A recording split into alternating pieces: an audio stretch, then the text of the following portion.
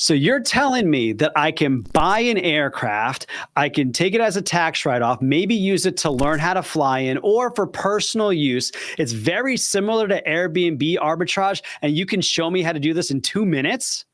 Yes, sir. 100%. Sure can. Sorry for the interruption. I just had the opportunity to speak with Jason Zoberbram over at VREF, and they are launching their brand new VREF 3.0. VREF is the trusted resource that many lenders will use to provide a valuation on an aircraft. With 3.0, they're introducing a more mobile-friendly interface. You're going to be able to connect with brokers and owners. You're going to be able to get instant valuations. You're going to be able to find out information about aircraft that are currently for sale and historical data as well. Whether you're a broker or a buyer, having access to reliable information when it comes to market trends and it comes to aircraft valuations is extremely important. So if you want to check it out and even get 10% off, you can go to go.theultimatejetguide.com/VREF for more information. Thank you so much, VREF, for sponsoring this video.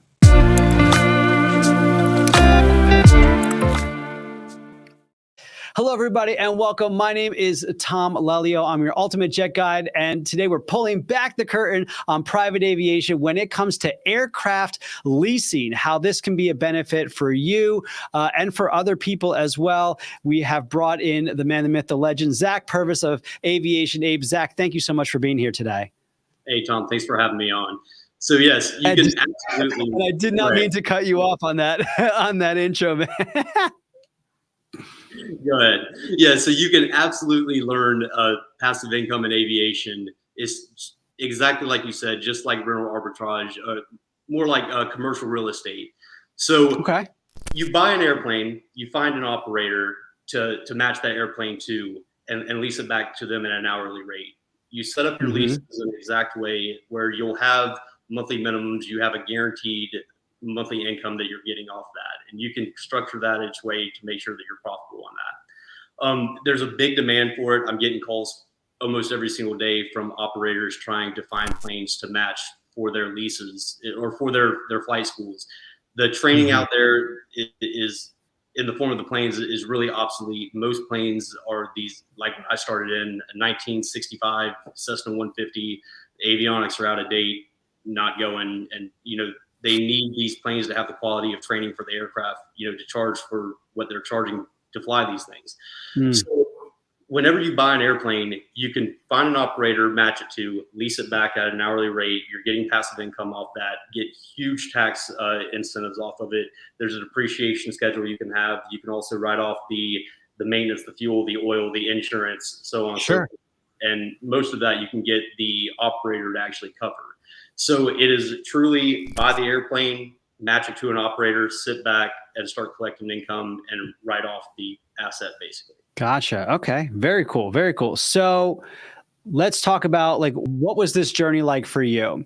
What got you into this? Was this because you were just looking for another investment vehicle, another business, or did you have a personal stake in buying an airplane that, you're like, okay, well, if I'm going to have to buy an airplane anyway, I might as well look into and see if there's a business opportunity here as well?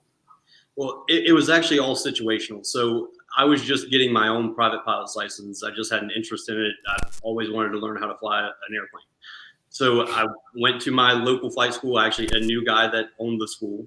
So I had a connection there, got in with them, started flying, and ran into exactly the plane situation. In an old 1965 Cessna 150, radios weren't up to date, so I couldn't do my cross-country time in it. There was in-office records all over the place, and then they only had that one plane and a ton of students. So every time that plane was grounded for maintenance, I was getting pushed back on the backlog. Other students were getting pushed back on the schedule. And you're just more time in between flying, you're spending more money. They do say you fly as much as you possibly can because it's not like riding a bike.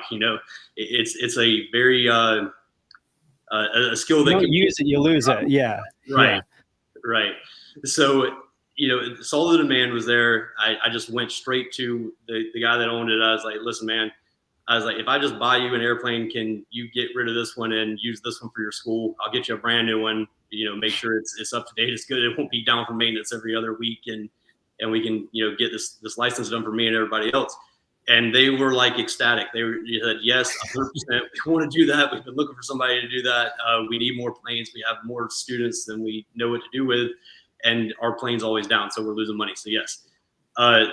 So I started researching it, looked into it myself, found out that, aircraft leasing, it actually is a thing. It's a more prevalent in the commercial space with like airlines. Most of the airlines don't even own their own planes. There's Air Lease Capital. There's General Electric Aviation that leases a lot of planes to American Airlines. There's a BOC Aviation, a lot of the big players out there.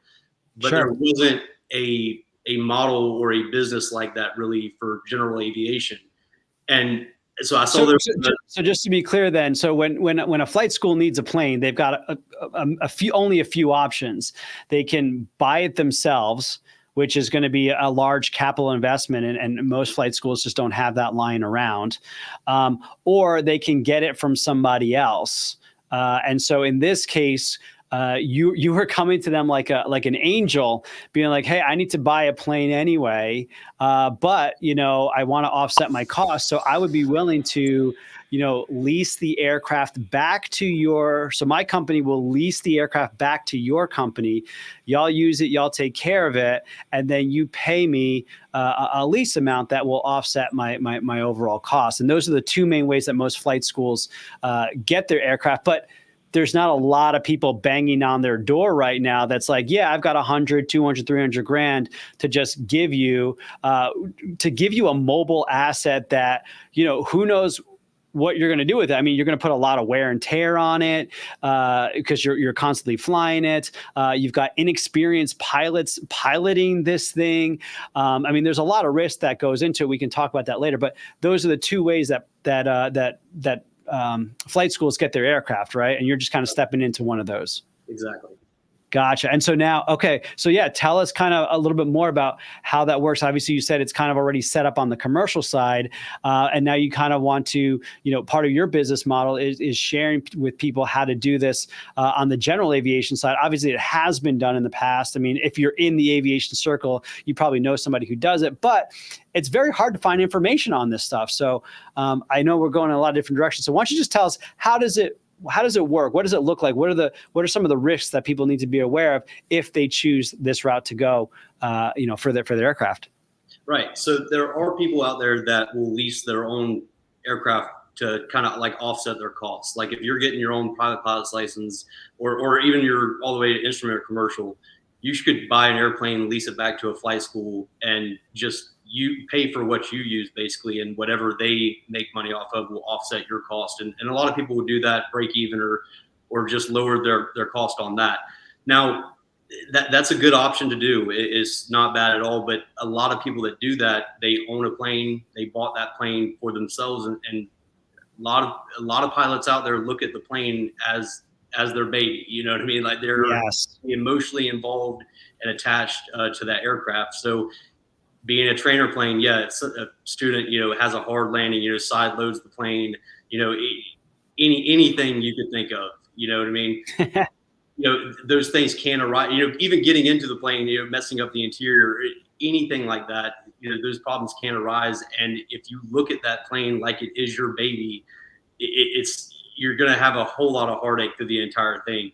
But at the end of the day, if you look at it like it is a money-making asset and you're doing this as a business, that is how this was really going to benefit anybody that wants to get into it. Because the way you set up your lease, the flight school you lease your plane to, they have interest in that aircraft and to keeping it nice and keeping it up. And you can put that into your lease as well to ensure that it's held to a good quality.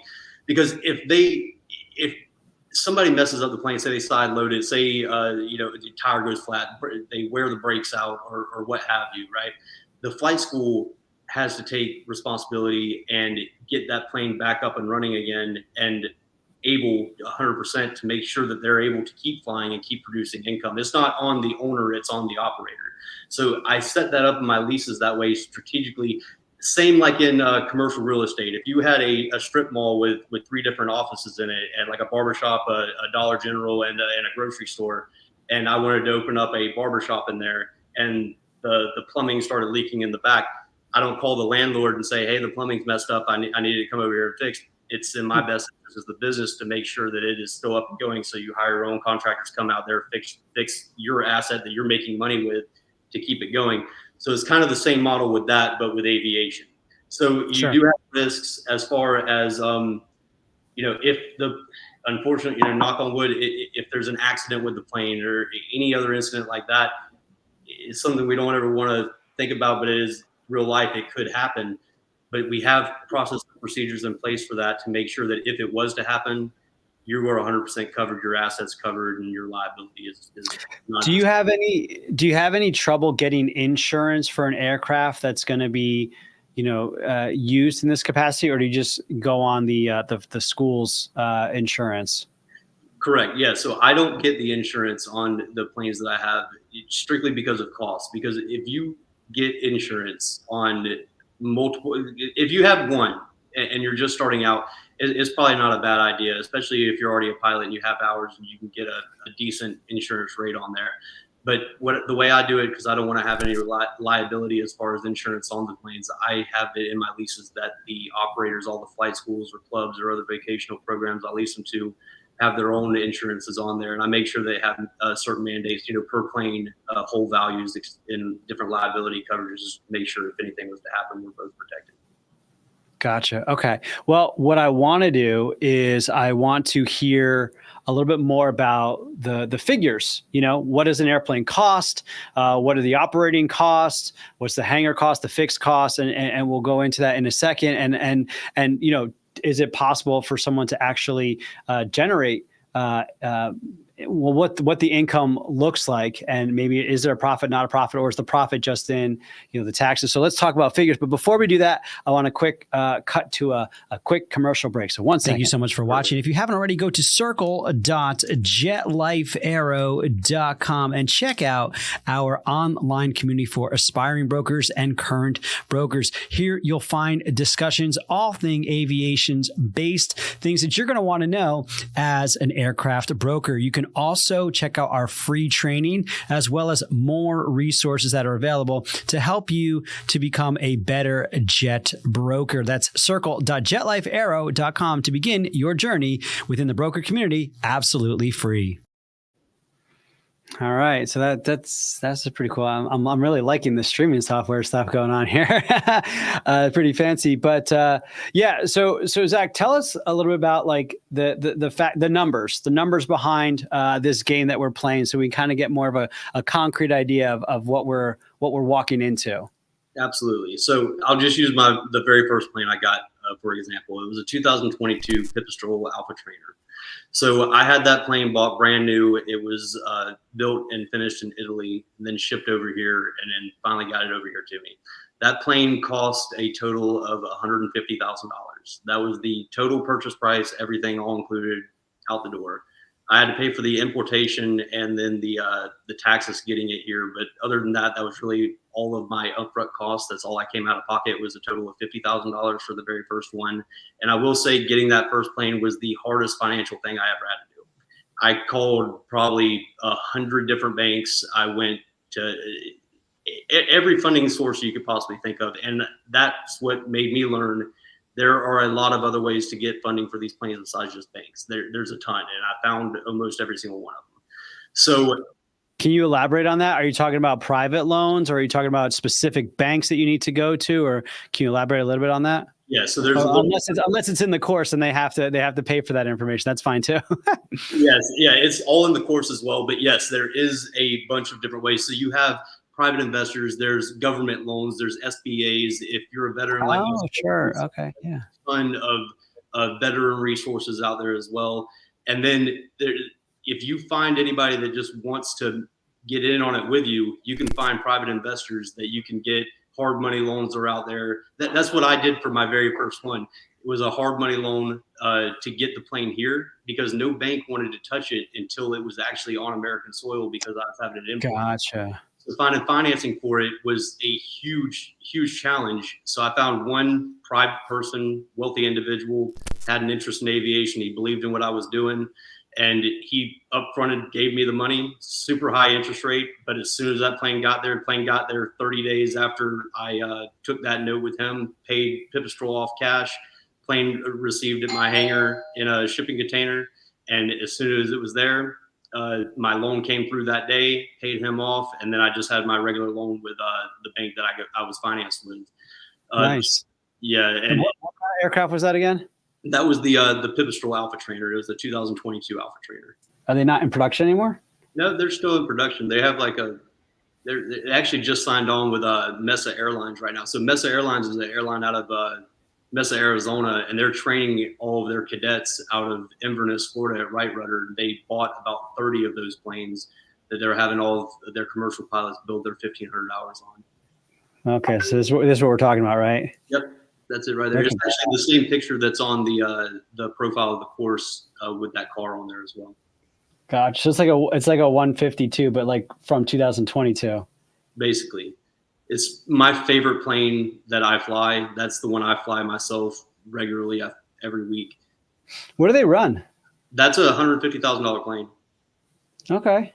Well, it was when I bought it in 2022. I think they've raised the prices a little bit since then. How fast do they go? So that plane will cruise at about 120. That's faster than a 172. That's awesome. At 4 gallons an hour. At 4 gallons an hour. That's a great training aircraft. Mm-hmm. Okay. And is this the kind of aircraft that you recommend people are targeting? Yeah, so I specialize in light sport aircraft just because you can get newer planes, yep, way better avionics at a way less fuel burn. The maintenance on them is far less as well because all the light sports that I use, they're all Rotax 912s. So whenever you get into like TBO times, because you have to look into your costs as that as well. So the 2,000 hours for TBO on the Rotax 912, you can get a brand new Rotax 912. Cost is right around the low 20,000 mark, and then you sell your core for 10, so you're basically getting a brand new motor for right around the 10 to 12, $13,000 mark. And then you have in your leases, well, every flight school also has a maintenance bay. They're taking care of their maintenance, so you have their maintenance guys take care of the TBO whenever it comes time to that. So you're getting the maintenance basically a cost, and you're paying for parts. Okay, so I mean, are these light sport aircraft useful for flight schools that may have students that want to go all the way up into flying, commercial in the 737s? Can they use these trainers, or do they require like a certified, not light sport, but I forget what you would call it, like a 172 or a 150? Right. So the way light sports work, you can actually go zero, never being able to fly a plane, to being a commercial pilot in that plane or the other two light sports that I have, as long as they're TAA. So all three of my planes are TAA aircraft, so technically advanced. So you can do your private, instrument, and commercial. The only caveat to that is you can't go into actual IMC in a light sport aircraft, but you can do your IFR training in a light sport aircraft. There's no regulation in your actual instrument training saying that you have to actually do IMC. So you can do all of your training under the hood. It is equipped. It has the VOR. It has all the equipment to do your instrument and commercial. Right. So from the investor standpoint, these light sport aircraft that you're dealing with, around 150, maybe up to what, 200,000, if that. Right around. Well, that would be if you went into the 200,000 mark.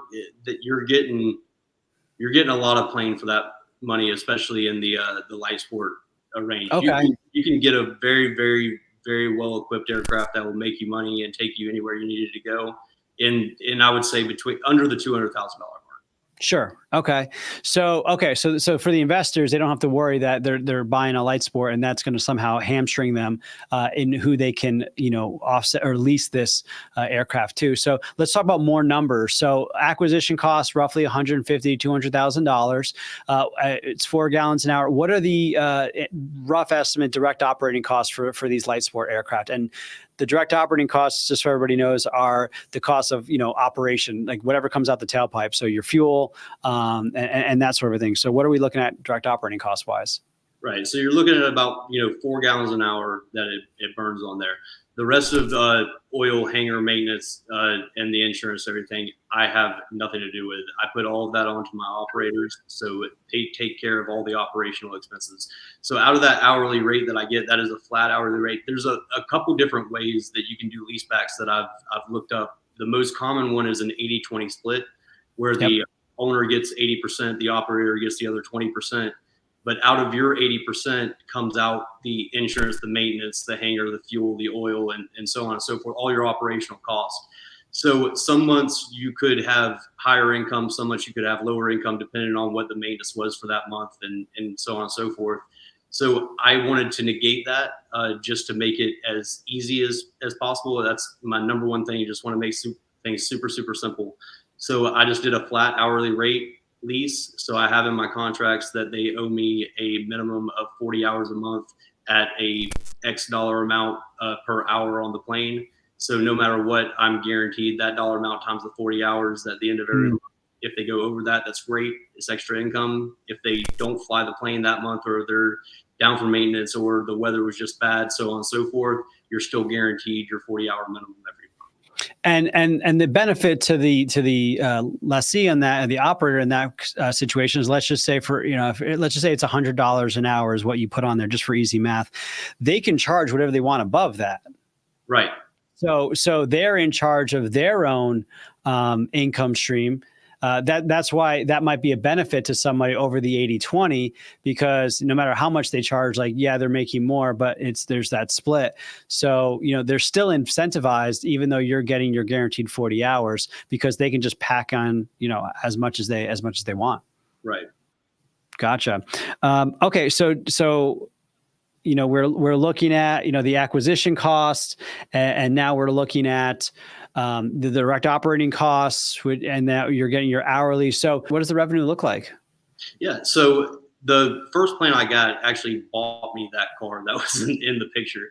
That plane pays for that car month after month, every single month. The payment on that plane, just the one, for example, the first one is $750 a month. That one plane brings me in every month passively between $2,000 to $3,000 a month, depending on how much it flies. Never less than $2,000. That's the absolute minimum that it always brings in. And it's done very, very well. So it's paid for my car, it's paid for itself, the plane payment, and then it's helped me increase my revenue to be able to get more planes. So after I got that one, I got another 2 planes within a year and a half after that. So that was 3 planes in less than 3 years. Gotcha. And you're in a frothy market too. So, I mean, it's not like there were too many deals to be had, but I mean, you found them, you sourced them, and that's a testament to your work ethic and things that you're learning, from sources online like Aircraft Broker Academy and hopefully some Jet Life Aero stuff. So that's awesome. So now you've done it. So why not show others how to do it? Because, I think it's mutually beneficial for the guy who owns the aircraft, the asset, and flight schools. Because let's be honest, when I was learning for my private pilot license, like, you're operating on stuff from the 1900s, a century ago. So, there's a benefit to everybody, where if we have investors like yourself, you provide the students with better equipment to learn on, safer equipment, more cost-efficient equipment. Because I'm just out of curiosity, like, what's like an annual, well, you don't have to worry about the maintenance bill because the operator has to worry about it. So the overhaul and everything is going to be on the operator? Right. Well, the only thing that is on me is exactly what you said, the TBO overhaul. So I have that on a 60-40 split with my operators. So okay. The way I do it, I'll just go ahead and tell you. So on the one plane I do $65 an hour for every hour it gets leased. So I take the $65 an hour, the TBO time is 2,000 hours. So over the one engine lifetime, it's going to be $130,000. So if I had to cover the entire engine overhaul and didn't sell the core at all, it cost me between $20,000 and $25,000. After the sell the core, between $10,000 and $15,000. That out of the $130,000 profit is nothing. Yeah. So you have to be disciplined that you're putting that engine reserves aside from your profits. Right. Yeah. So it's not, yeah. So you just kind of, and that's in any kind of a lease kind of a situation, real estate, whatever. So yeah. So, okay, great. So you're doing this. So let's kind of go through this. Tell us a little bit about this course that you got going on here, man.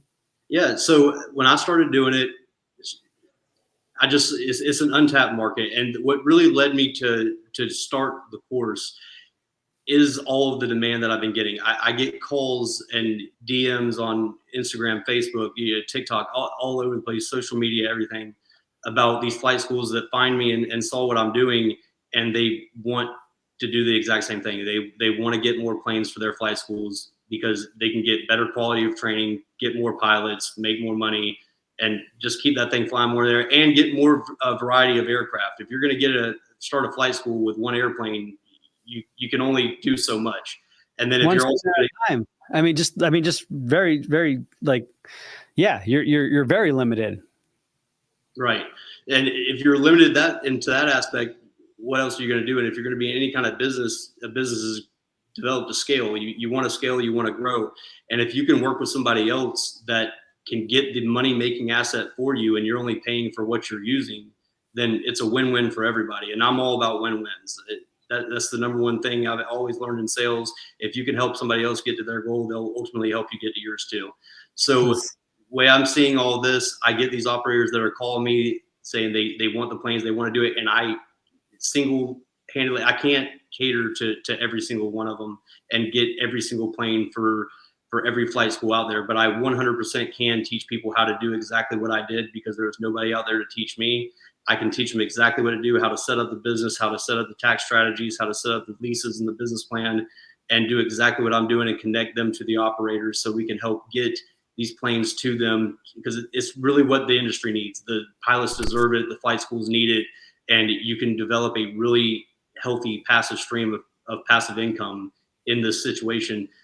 And it's unsaturated. There's you go to Facebook, Instagram, TikTok, all the social media, and you'll see ad after ad after ad after ad for drop shipping and Airbnbs and rental arbitrage and all this other kind of stuff. And there's nobody. I mean, I don't know any other person out there besides myself and Air Lease Capital that's leasing airplanes for passive income individually for themselves, and especially not somebody that started a business doing it. Some people that have their own individual plane to do it to offset their own costs, but not doing this as a business to make straight passive income and help provide for the future of aviation. Yeah, man, I appreciate that. And I feel like in a lot of ways, this is aviation, right? People are doing this. They've been doing it since the 1970s, the 1980s. But what I find awesome about what you're doing is you're bringing it to the light. Like I say here, you're pulling back the curtain on private aviation, on general aviation, and how the business works. So my hat's off to you. A kindred spirits in that regard. I mean, just as we kind of wrap up, I would just say two quick things. Obviously, number one, this is not financial advice. This is not like a get rich quick thing. We're not, advisors. We just teach what we've done, right? So even with Jet Life Aero, when I'm training someone how to be a broker, like I can train you how to make $500,000 a year because I've done that. If you want to make $1 million a year as a broker, well, maybe we'll figure that out together. But I think most people would even be happy just to start out $100, $200, $300, $500,000. Like I can help you. Like I'm there for you, right? And so you're kind of doing the same thing. You're pulling back the curtain. And I think it's and add to this if you like, Zach. But I think the biggest thing you have to worry about, is just this idea that you own an asset. That asset can be damaged, it can be, manipulated. It can be whatever. It's a mobile asset. It's flying up in the air, and like you could lose all your money. But we're talking, at this point, under $200,000, which in the grand scheme of things is not a ton. And you're insuring it, and the flight school that you're giving it to is insuring it. So, I think that's kind of your biggest risk. You kind of have this risk of you're putting people in your asset, and so you're trusting that the operator is going to keep those individuals safe. So, that's something you might want to be aware of, because God forbid something happens and there's someone injured.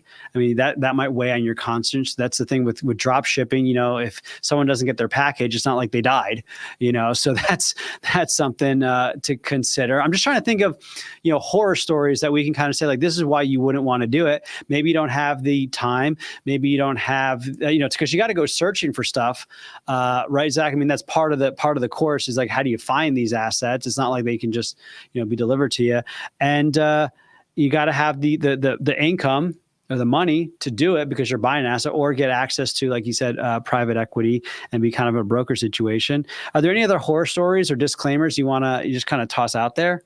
Yeah, absolutely. So there's definitely some risks involved, just like any other business that somebody would want to start.